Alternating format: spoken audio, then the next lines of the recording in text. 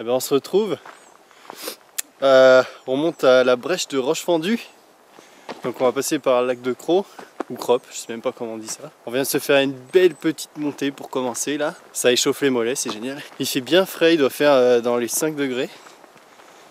Donc c'est revigorant on va dire. On va voir ce que ça donne. Ça devrait être plutôt sympa.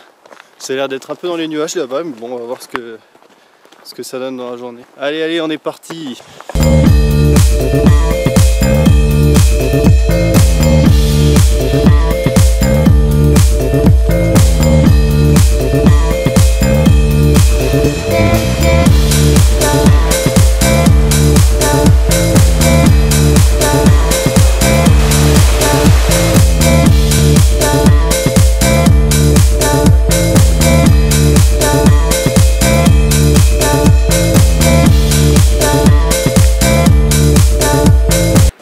Bon, on arrive au soleil, on sort du bois.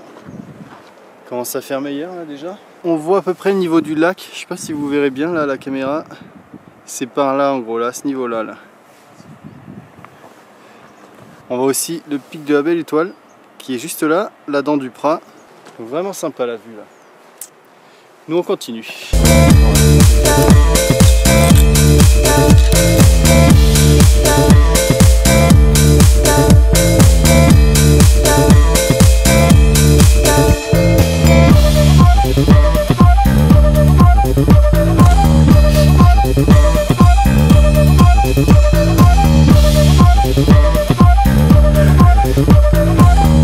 On arrive au lac de Cros ou de Crop, je sais pas.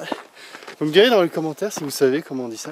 En tout cas, c'est vraiment sympa. En plus, il y a un peu de neige là-haut, sur le col de la mine de fer. C'est chouette. Regardez-moi ça. Putain, c'est joli. Dans la brume là. On voit même plus la vallée du Grésivaudan, c'est dans les nuages. Le Férouillet, dont on aperçoit la silhouette derrière la brume. Vraiment cool. Vraiment pas mal. On voit bien le col de la mine de fer donc qui est là-haut. Et on va par là-bas. Enfin on va jusque là-haut d'ailleurs. Et après on part vers la brèche de Roche-Fendue qui est par là derrière.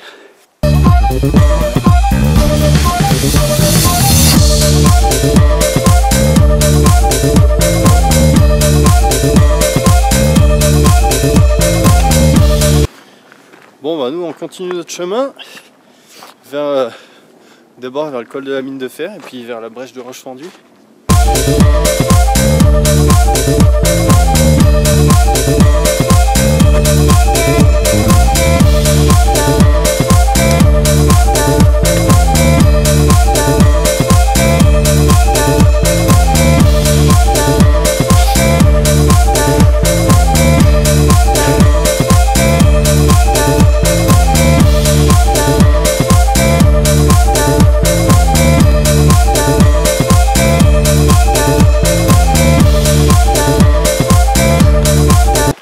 Ça y est, la brume nous a rattrapés.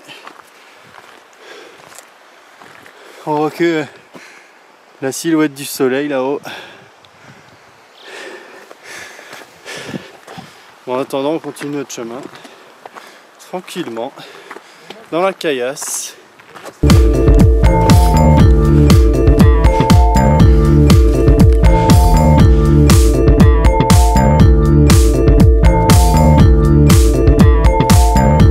Ça y est, on est sorti de la brume, ça fait du bien parce que c'est quand même assez frustrant d'être dans cette brume, on voit plus rien, on peut pas trop profiter des paysages.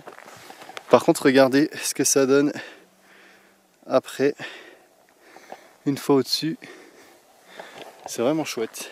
On continue notre chemin, on est quasi au col de la mine de fer, donc on va bifurquer dans le vallon qui est là au-dessus. Et la brèche de Roche-Fendue est juste là derrière. Là. Donc on s'approche.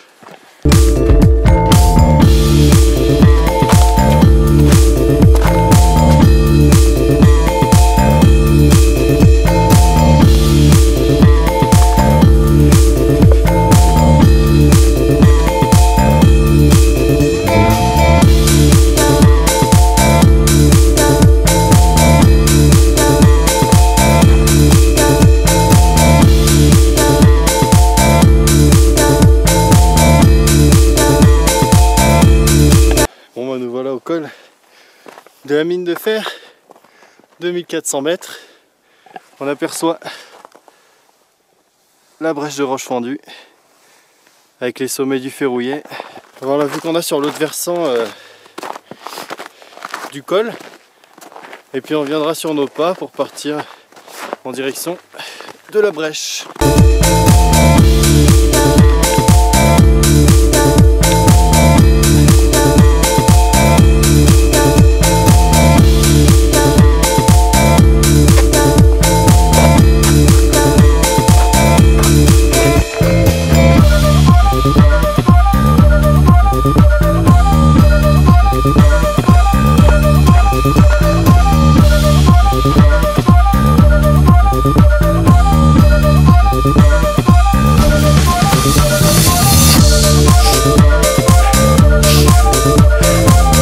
Bon, changement de plan,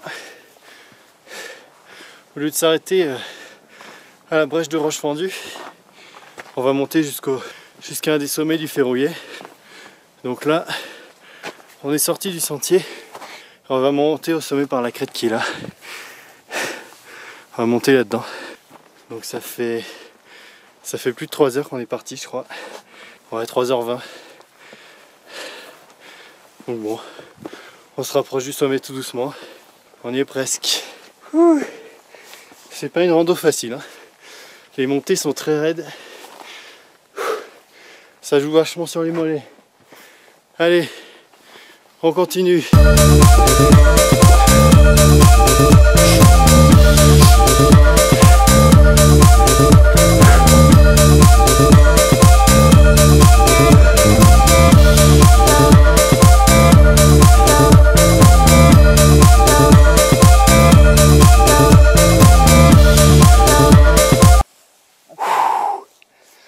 Et ben voilà, le Ferrouillet, pointe centrale sud, 2587 je crois. Ouh, après 3h30 de montée. Et on est dans la brume. C'est un peu chier parce qu'on va descendre là derrière. Donc on verra. Ouais. Ouais, les nuages sont en train de monter à une vitesse là. Bon, en attendant, on va reprendre des forces, on va bouffer un bon coup et ça ira mieux. Allez, à plus.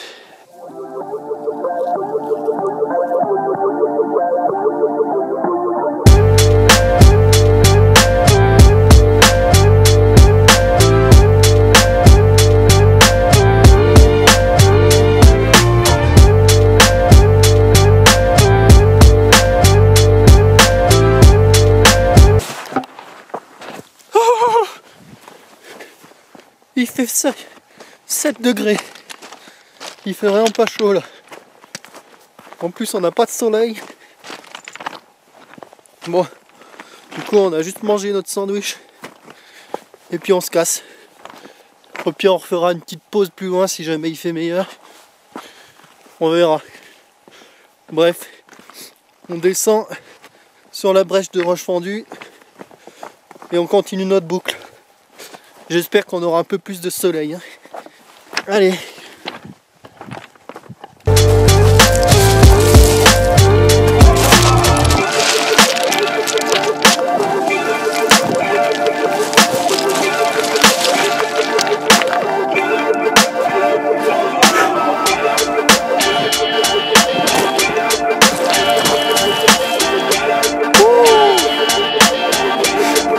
Déjà de descendre un peu, ça réchauffe. Il commence à neiger de plus en plus là. Bon allez, on continue. En tout cas, on est à la brèche de roche fendue.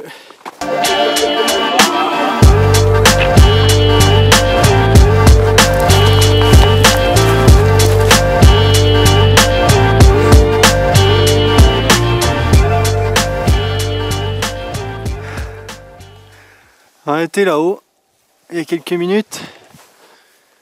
Mais bon, là en descendant, on y voit déjà un peu plus clair, hein. C'est déjà un peu plus agréable.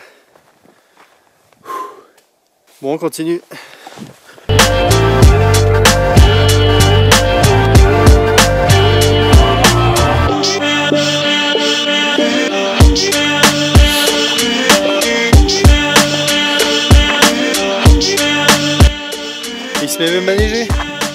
c'est pas beau ça?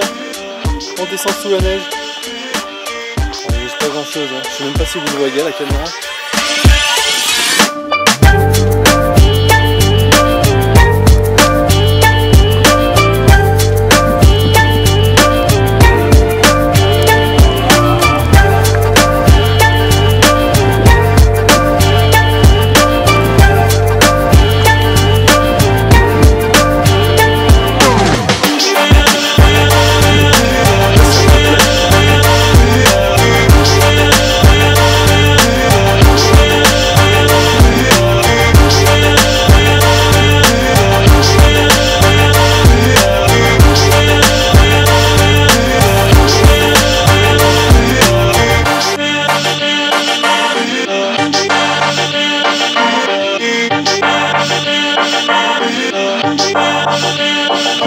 Bon, bah nous voilà au pas de la coche après avoir un peu galéré sur la traverse là.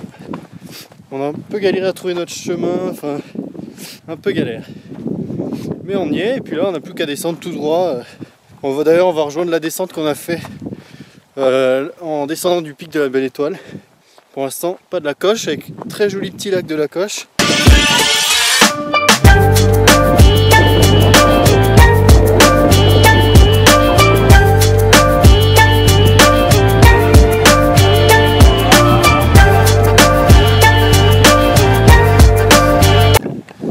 En tout cas ça fait 1h30 qu'on est parti du sommet, donc c'est pas trop mal, on a fait une traversée assez grande quand même.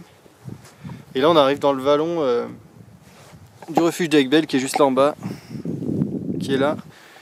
Et ça c'est le vallon des lacs du Vénétier qui est totalement à brume, avec la cime de la Jasse au fond évidemment. Bon allez on continue la descente et puis on se retrouve vers le refuge.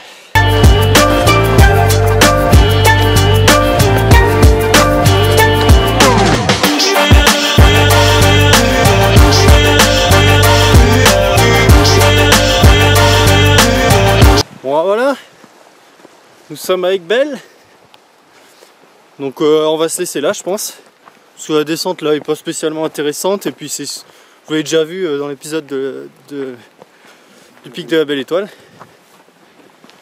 Donc on va arrêter là, nous on va continuer à descendre sous la pluie, il nous reste quand même un petit bout de chemin encore.